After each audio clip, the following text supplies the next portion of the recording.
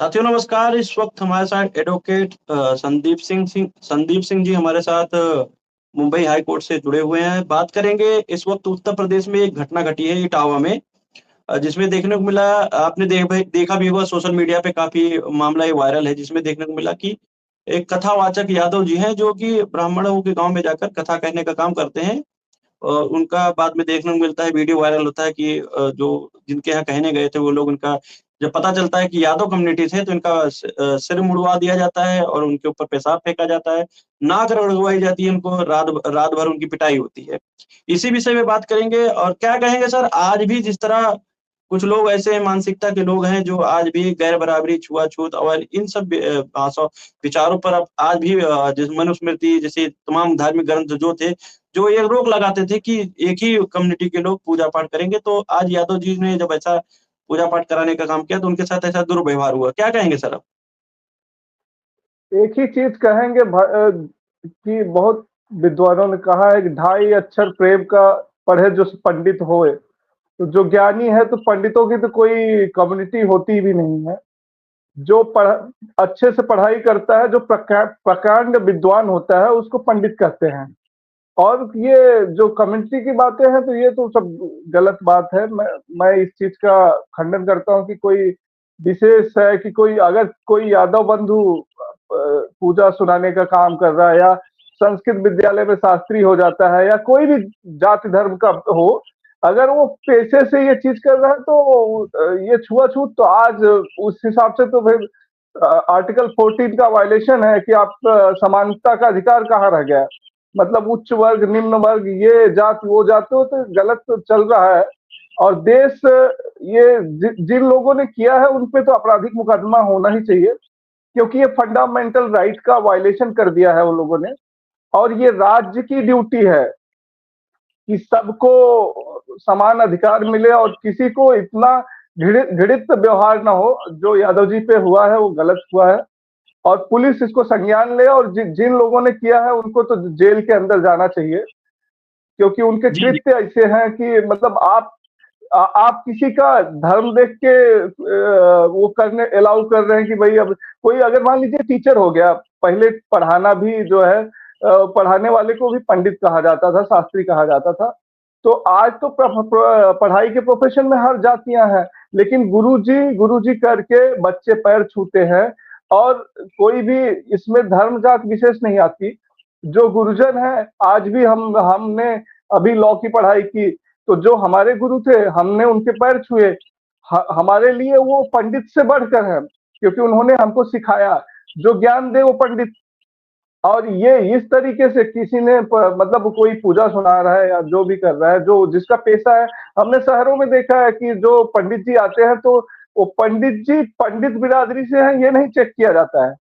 ये चेक किया जाता है कि वो अच्छी पूजा सुनाते हैं, उनको मंत्रों का ज्ञान है, वेदों का ज्ञान है और वो जो कर्म कांड है वो सही से करा पाते हैं। वो कई क्षत्रिय बिरादरी के लोग भी आज की डेट में शहरों में पंडित हुए हैं। कई लोग गुरुकुल से और कई जो है संस्थाओं से पढ़ के पूजा पाठ का काम कराते हैं और शहरों में कोई नहीं पूछता कि भाई आप पंडित हो या कोई और दलित जात से हो, सवर्ण से हो या यादव जी हो या कोई हो। यहाँ नहीं पूछा जाता, लेकिन गांव में वो विकृत मानसिकता कब जाएगी मेरे समझ के बाहर जा रहा है कि लोग कब अपनी मानसिकता से बदल जाएंगे। विवेक जी आप समझ रहे हो, शहरों में अभी आप ढाबे पे जाते हैं तो क्या प्लेट जात धर्म बिरादरी देख के करते हैं कि इसमें किसी धर्म ने खाया, किस धर्म वाले ने खाया। भाई वो प्लेट पे खाना सर्व होता है, खाने के बाद वो फिर वो वॉशिंग टेबल पे जाता है, वो धुल के फिर वही आ जाता है। आप जी, किसी बड़े तो होटल यहाँ में पर भी सर चले जाओ तो वह ये भी बात निकल के आ रही है, गिरफ्तारी भी हुई है, जैसा आपने कहा गिरफ्तारी भी हुई है, आपको बता देना चाहता हूँ। और मामला ये भी आया कि कुछ मामले ये भी आ रहे हैं कि अभी जिस तरह की जिन लोगों ने ऐसा कृत्य किया, उनके समर्थन में लोग नारेबाज़ी भी कर रहे हैं सड़कों पे उतर कर कि इनका अपमान करना बंद करें। मामला ये भी आ रहा है कि आरोप ये लगाया जा रहा है कि ये जो कथावाचक जी थे यादव जी, वो गए थे, तो उन्होंने छेड़छाड़ किया था। प्रश्न यहाँ ये भी उठता है सर, इस पे प्रकाश हमारे लोगों को डालिए कि अगर छेड़छाड़ किया था, तो उनको कानून सजा देगा। तो उनके उनके साथ जो ये जघन्य अपराध किया गया कि सर मुड़वा दिया गया, नाक रगड़वाई गई और उनके ऊपर पेशाब डाला गया, तो ये कहीं न कहीं उस मामले को पर्दा डालने के लिए प्रत्यारोप करने का काम किया जा रहा है। क्या कहेंगे इस पर, क्या कहेंगे आप सर? नहीं, मैं एक चीज क्लियर कर दूं, देश ना इस बुक से चलता है, कॉन्स्टिट्यूशन ऑफ इंडिया से। और देश में बीएनएस है, आईपीसी है और भारतीय दंड संहिता है और उससे चलता है, पुलिस प्रशासन है, हमारे पास एक न्यायपालिका का सिस्टम है। और उसमें अगर आप पीड़ित हैं तो आप बकायदा थाने में जाइए, थाना नहीं सुनता है तो एसपी के पास जाइए, एसपी नहीं सुनता है तो आप न्यायपालिका में जज के पास जाइए और कहिए कि भाई हमारे साथ ये अन्याय हुआ है, इन इन धाराओं में हमारे साथ गलत हो गया है। आपको न्यायपालिका मदद करेगी, आपका मामला सुना जाएगा और राज्य की ड्यूटी है सुरक्षा देना। आर्टिकल 21 है, लागू है कि आप मैं बैठा हूं, मेरे ऊपर कोई हमला करके जाएगा तो ये राज्य की ड्यूटी खराब हुई है ना। हर आदमी को स्वतंत्रता के साथ जीने का अधिकार है और वो राज्य सुनिश्चित करता है, ये आपका मौलिक अधिकार है और ये कोर्ट और सरकारें सुनिश्चित कराती हैं। इसीलिए पुलिस का मुकदमा बनता है कि किसी के साथ ब्रीच हो गया तो पुलिस केस होता है। पुलिस केस की आपकी आपकी जो गारंटी है वो टूट गई और आपकी तरफ से अब राज्य सरकार लड़ेगी, आप नहीं लड़ेंगे। आपको सिर्फ बुलाया जाएगा तो आप सिर्फ बात बताने आएंगे, बाकी सरकारी वकील और सरकारी महकमा देखेगा कि आपके साथ गलत हुआ है, उसकी उसकी वो भरपाई होगी।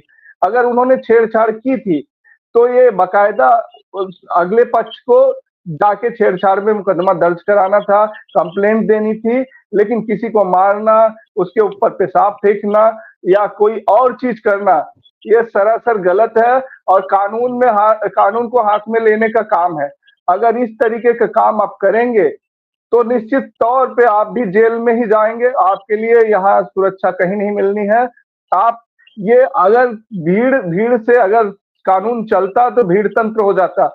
अगर उनके समर्थन में कोई नारे लगा रहा है, झंडे लगा रहा है तो उससे कुछ फर्क नहीं पड़ता है, कानून धीरे धीरे अपना काम करता है। झंडे नारे सिर्फ वो सरकारों में चुनावी रैली में काम आता है और अक्सर कार्यकर्ता जेलों में सड़ते हैं, नेता कोई जेल में सड़ता नहीं है। आप जी, ये इस एक बात को समझ लीजिए। शंकराचार्य जी का बयान आया, उस पर क्या कहेंगे सर? शंकराचार्य जी ने कहा कि जो पूजा पाठ कराने का काम है वो ब्राह्मणों का है। इस बयान को किस तरह देखते हैं कि आज के दौर में एक शंकराचार्य जी का ऐसा बयान देना? क्योंकि आपने कर्म की बात की, जो लोग पूजा पाठ कर जो लोग जितने पढ़े लिखे हों, जो काम करते हैं, अगर वो विद्वान है तो वो पंडित है। तो शंकराचार्य जी का ये बयान आना किस तरह मानते हैं सर कि उन्होंने इसका समर्थन भी किया कि वो वाकई में जो पूजा पाठ कराने का काम वो ब्राह्मण कम्युनिटी करेगा? तो इसका मतलब आप वकील हैं, आपको वकीलगी नहीं नहीं नहीं करनी चाहिए? नहीं नहीं नहीं, मैं कतई समर्थन नहीं करता। शंकराचार्य जी गलत कह रहे हैं, विभाजनकारी उनका बयान है। विभाजनकारी इसलिए बोल रहा हूँ कि जैसे देखिए, इस हिसाब से तो पुलिस महकमे और आर्मी में क्षत्रियों को होना चाहिए था, उनका काम है। तो अब जो व्यवस्था 1950 में जो संविधान लागू होने के बाद छुआछूत और विभाजन की कारी चीजें थी वो बंद जो हो चुकी थी, देश विकास के पथ पे अग्रसर हुआ था, उस चीज को आप तोड़ने का काम अब बयान देके मत कीजिए। क्योंकि अब कोई क्षत्रिय ब्राह्मण वो दुकान भी लगाता है, रेहड़ी पटरी पे भी काम करता है और जो गरीब है वो किसी के यहाँ नौकरी भी करता है और मालिक कभी दलित भी होता है। कोई ऐसे जात कम्युनिटी देख के नहीं है कि भाई आप किसी मालिक के यहाँ शहरों में जाके नौकरी करते हो तो क्या आप जाति देख के उनके यहाँ नौकरी करते हो? नहीं करते हो। तो आप ये कि पूजा सुनाने का काम उनका है, लड़ाई करने का काम उनका है, ये अब संभव नहीं है। वो एबोलिशन ऑफ आपका ये आ गया है, छुआछूत की वो बंद हो चुका है कि अब आपको ये इन चीजों में दलित, सवर्ण, पंडित, ठाकुर, यादव ये सब नहीं होना है और इससे जितनी जल्दी बाहर निकल जाएंगे बेहतर है। जी, जी। तो साथियों, तो हमारे साथ संदीप सर थे, जिन्होंने साफ तौर पे जो हमने बातें रखी उस पे बात रखा और सामाजिक न्याय पे हमेशा सर मुखर होके बातें करते हैं। साथियों, कहा जाता है कि जात है कि जाति नहीं, वास्तविकता है कि आज की डेट में तमाम ऐसे लोग जो पाखंडी लोग हैं, जो लोग अपने मन में ये पाले हुए हैं कि जाति व्यवस्था, आज भी उससे उभर नहीं पा रहे हैं। संविधान को लागे हुए अमृत महोत्सव बताया जा रहा है कि बटोगे तो कटोगे। तमाम ऐसे नारे लाए जाते हैं, कहते हैं हिंदू एकता की बात की जाती है, हिंदू राष्ट्र की बात की जाती है। लेकिन इसी देश में तमाम ऐसे वाकया जब होते हैं तो कहीं न कहीं ये सोचने में मजबूर हो जाता है कि आज भी बहुत सारे ऐसे लोग हैं जिनके अंदर जातीय जो मानसिकता है वो भर-भर के बैठा हुआ है, वो निकल नहीं पा रहे हैं साथियों। तो साथियों, बातचीत के दौरान सर ने जो कहा उस पर आपकी क्या राय है कमेंट बॉक्स में ज़रूर दीजिए और जानकारी ही बचाव है। तमाम ऐसे लोग हैं आज जो भी अपने अंदर ये मानसिकता पाल के रखे हैं कि हम ऊँच हैं, हम नीच हैं, तो ये सब मानसिकता से उठने की ज़रूरत है, हमको राष्ट्र के साथ खड़ा होना होगा। क्योंकि आज के डेट में टेक्नोलॉजी का जमाना है, सोशल मीडिया का जमाना है।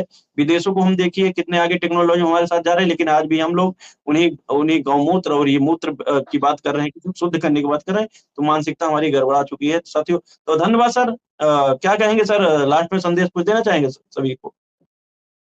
मैं संदेश एक ही देना चाहता हूँ कि जितना जल्दी देश इन विभाजनकारी तत्वों से बच के निकल जाएगा, उतना ही देश के लिए भला होगा। और मैं सभी को यही कहना चाहूंगा कि ये घृत है और मानसिकताओं से बचे, इन मानसिकताओं से बचे, तो ताकि देश को अग्रसर करने में सहयोग करे। और इन चीजों पे मत आए, कभी उकसावे में, जात पात में न जाएं, क्योंकि आपराधिक मुकदमा आपके भी खिलाफ हो जाएगा। और आप 20 साल जुडिशरी इतनी लेट चल रही है, उसमें मुकदमों की भरमार है, आप उसमें खिंच जाएंगे। आप ऐसा मत कीजिए, कहीं कोई दो लोग उकसा दें तो जाए आप ऐसा करना लगे कि किसी को मारने लगे, किसी के ऊपर गलत चीजें फेंक दें। ये नहीं होना है और इन चीजों से बच जाना चाहिए। और अगर आप बचेंगे, लोग क्या करते हैं, भीड़ में उकसाते हैं। आप उस भीड़ तंत्र का हिस्सा मत बनिए, मत जाइए इन चीजों से। बचे रहेंगे तो आपका बचाव होगा।